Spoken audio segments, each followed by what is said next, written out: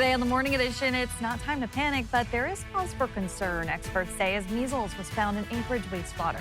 We'll share what we know so far. Plus, details are emerging about the fatal plane crash that claimed 3 lives near McCarthy on Monday. We'll tell you what we've learned. And later, this kangaroo heads not to just one, but 2 jobs. And in one, he attends court cases as a lawyer's sidekick. No joke. This kangaroo might have a little more professionalism than those pets. We'll find out more as the Morning Edition starts now. Good Thursday morning, everyone. Thanks for waking up with us today. I didn't know kangaroos could be pets. I Thought they were just wild animals in Australia. Yeah, I didn't even realize that as well. I do know that they, in Australia, they're like considered pests because of the way they destroy people's gardens. No. But here, we're just so like, cute, they're though. lovable and cute. Yeah. But yeah, you see some of the videos of them and how bulked up they are. Looking forward to see what kind of job this one has, though. Yeah.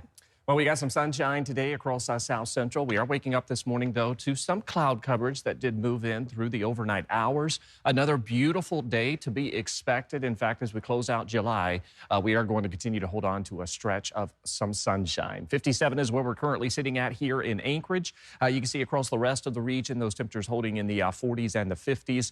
Most locations sitting up under some sunshine, but we are holding on to some cloud covers for parts of the region as those did move in through the night. We'll hold on to that cloud coverage for the first part of the morning, and then like we saw yesterday, that sunshine will arrive as we head throughout the day for those who aren't already seeing those sunnier skies. Not much going on this morning. We are watching some light showery activity moving in from the north. Most of the rain, though, is as you head out towards parts of the Yukon Flats and into eastern parts of the interior.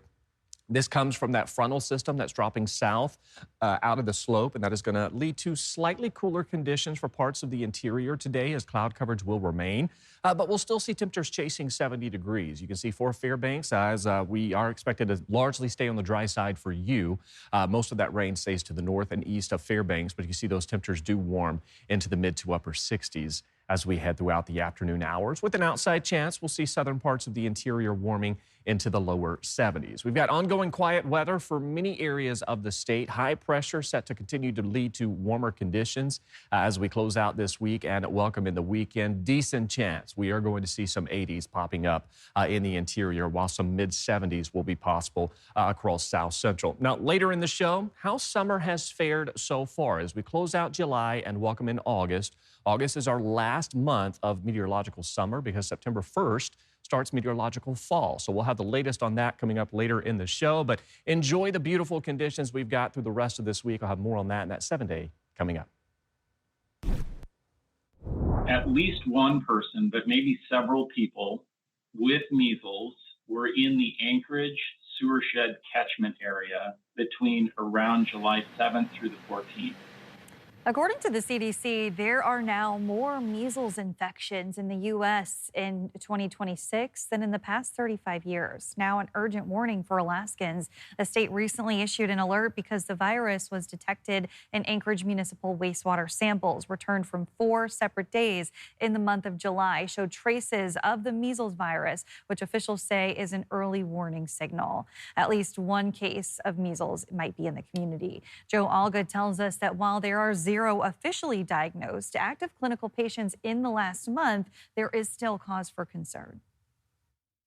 While the news that there is measles in Anchorage's wastewater may raise some concern, officials with the State Department of Health say it's exactly why they've been monitoring for it since 2024. This surveillance system is really doing its job, which is sort of an early warning system to give clinicians, health department staff, and the general public an early heads up that there's measles activity in the community and to be on the lookout. The last case of measles in Anchorage was a tourist traveling through in October 2025. The last case reported in the state was February of this year, and officials are waiting on more data for the rest of this month. Sequencing that we did see, we saw a clear decline in the kind of amount of reads for the sequencing detections. Gotcha. We can hypothesize about, if there was a tourist or somebody coming in and out of Anchorage, but beyond that, we just know that there was at least probably one individual. In response to that information, local officials are hoping to get ahead of any outbreaks, especially ahead of the school year. In some places, it's caused disruptions and school closures. Anchorage has a low vaccination rate. So we know that to prevent measles outbreaks, you need coverage with 2 doses of measles vaccine of 95%. Most recent data from Anchorage show that we are under 80%. So we're vulnerable. Measles can have an incubation period of anywhere from 7 to 21 days before symptoms set in. Fever, cough, runny nose, sore throat, and then red eyes, conjunctivitis. And that usually starts about 2 to 4 days before the rash begins. Officials recommend calling your healthcare provider as soon as possible if you get it, but those who are vaccinated have an incredibly low chance of getting the virus. The measles component alone confers about 97% efficacy against protecting against measles, which is remarkably high. It really is a highly effective vaccine, and we highly encourage folks to get vaccinated if they haven't already. Joe Allgood, Alaska's news source.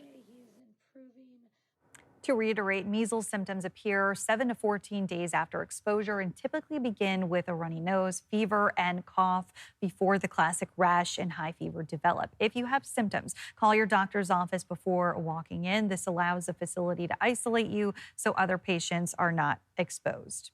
We're learning more about 3 people killed in a plane crash in a remote area near McCarthy Monday night. Here's a look at the crash site. The NTSB says the plane was coming in for a landing on an airstrip at Dan Creek, a small community about 20 miles east of McCarthy, inside Erangel St. Elias National Park and Preserve, when it banked left and crashed, bursting into flames. The plane has been identified as a privately owned Piper PA-22. We now know the names of 2 people on board who died Monday. 23-year-old Anadir Elliott is pictured here. This photo shared by his father, Randy Elliott, who confirmed his son died Monday in the crash. Randy also named the pilot who was flying the plane as Jason Lobo, a longtime local to the area. Randy Elliott said his son and his son's partner, who was also on the plane, had just moved to the area to set up a mining operation. We'd like for him to be remembered as someone who came back to the bush of Alaska. That's rare and we need it. He was pretty well liked. Randy told us Anadir graduated from Wasilla High School in 2021. We have not yet confirmed the name of the 3rd person on board who was killed. Randy said his son's significant other was 19 years old and she had moved up with him from Arizona. The remains of all 3 were taken to the state medical examiner's office for positive ID. Later today, the NTSB is expected to release its final report on what brought down Bering Air Flight 445 near Nome, killing 10 people. The agency's records already point to serious icing and performance concerns. Can you try to raise Bering Air 445? They just dropped off our radar at a high rate of descent. Now they are not responding. 10 lives were lost on Norton Sound that day. That radio traffic is just a fraction of the massive NTSB investigative docket concluding today. While that docket gave the public unprecedented access to weather reports, maintenance logs, and photos, Regional Chief Clint Johnson says those were all stepping stones toward probable cause. But this gives the chance for the public, the family members, the operator, basically the general public, to review exactly all the work that goes into an NTSB investigation, but most importantly, the tragic circumstances that led up to this tragic accident. According to NTSB reports, the Cessna Grand Caravan encountered severe icing. Another pilot flying the same route reported spiky ice accumulations up to 1.5 inches thick.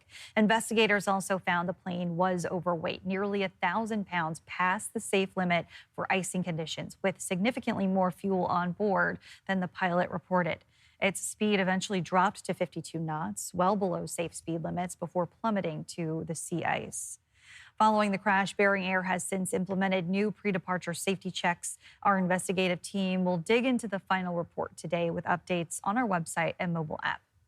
The city of Fairbanks is working fast to open an overnight warming center to serve those dealing with homelessness. In March, the nonprofit Fairbanks HopeLink announced its warming center would not reopen this winter, cutting off a service officials say is critical. Mayor Mindy O'Neill says the Northern Hope Center has agreed to operate the shelter from the 12th Avenue location. Now the city is looking for about $600,000 to $700,000 to keep it open through the cold season. That includes staffing, a program manager, 2 nightly staff, additional case management and navigation, security, and then equipment costs such as like lockers and things that would keep the space safe, the individuals safe, as well as provide some area for their things.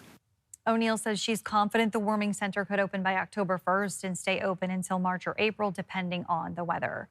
Chris Wagle became a U.S. citizen last year, so she was surprised to get a letter asking her to prove it. She's one of thousands of Alaskans, including naturalized citizens, who are being asked to prove they belong on the voter registration list. And as Will Courtney explains, lawmakers are pushing back.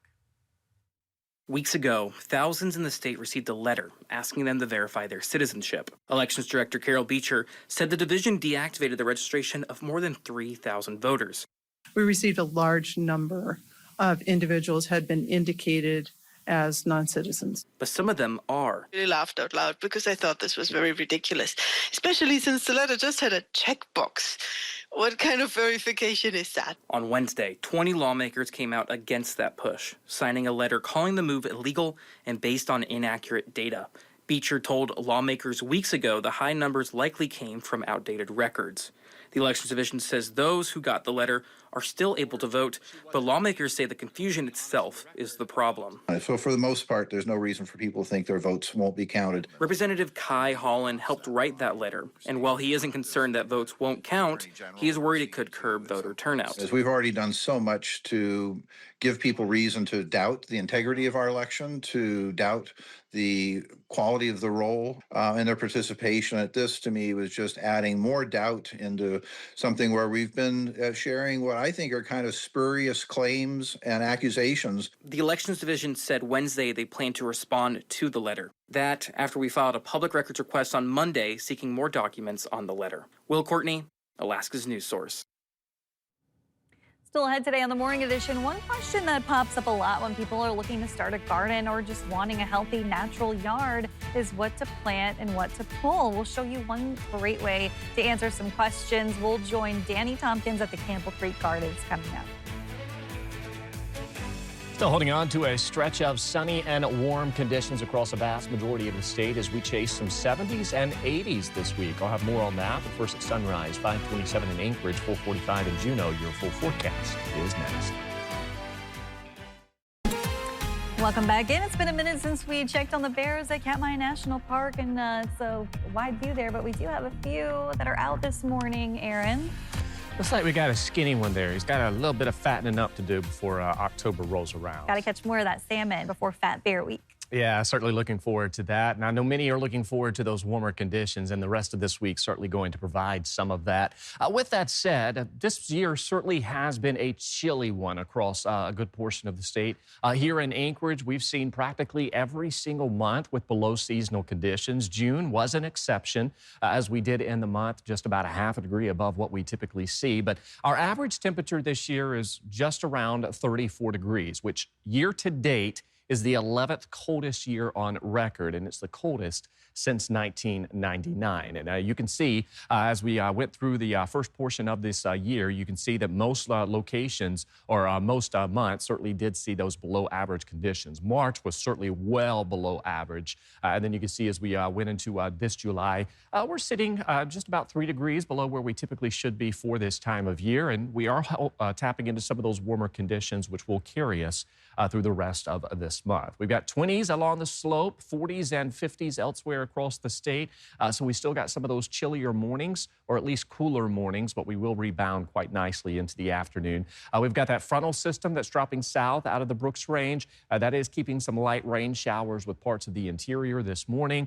More so for the Yukon Flats and eastern parts of the interior. Fairbanks will largely stay on the dry side. Can't rule out some sprinkles for you, but you'll largely just stay dry with some passing cloud coverage for the first part of the morning. So you can see as you head east, northeast of Fairbanks is where we're going to hold on to that better chance of seeing some rain showers as we head through the rest of today. And by no means is it going to be significant rain. It's just going to bring a few hundredths of an inch to around a tenth of an inch as you head through the rest of today.